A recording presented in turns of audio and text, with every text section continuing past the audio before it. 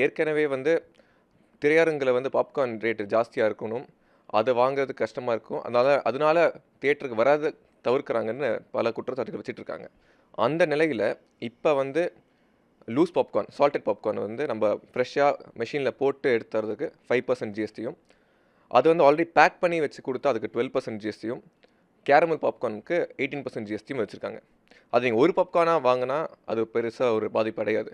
But ஒரு குடும்பமாக போகும்போது ஒரு 5 பாப்கார்னோ 6 பாப்கார்னோ வாங்கும்போது ஒரு கேரமல் பாப்கார்ன் 100 வச்சுக்கிட்டிங்கன்னா எக்ஸாம்பிள், அதுக்கு 6 பாப்கார்ன் வாங்குச்சுன்னா 600 ப்ளஸ் 108 ஜிஎஸ்டி. ஸோ 708 வரும். ஸோ அது வந்து ஒரு பெரிய ஒரு தொகை.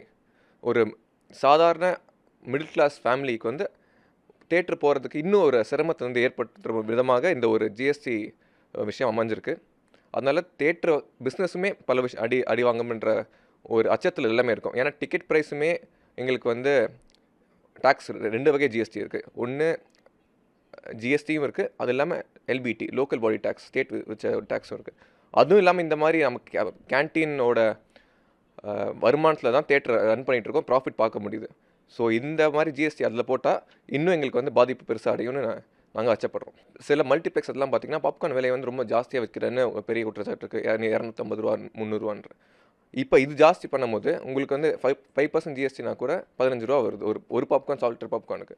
அதே கேரமல் பாப்கார்னா 5% ஜிஎஸ்டி 300 வச்சிங்கன்னா உங்களுக்கு வந்து ஆல்மோஸ்ட் 45 ருபீஸ் கிட்ட வருது. ஸோ அப்படி இருக்க சமயத்தில் பல பேர் வந்து அவங்க வந்து வெளியே சாப்பாடு உள்ளே கொண்டுறதுக்கு முயற்சி செய்வாங்க. ஏன்னா குழந்தைங்கள்லாம் வரும்போது பாப்கார்ன் ஒரு மஸ்ட் மாதிரி ஆயிடுச்சு. வெளியேருந்து உள்ளே கொண்டுற அது வந்து தடுக்கிறதுக்கு நாங்கள் பல விதமான செக்கிங் பண்ண வேண்டியது இருக்குது. ஸோ இது மெயினாக தேட்டர் உரிமையாளருக்கு தாண்டி பொதுமக்களுக்கு ஒரு பெரிய சிரமமாக அமைஞ்சிருக்கு.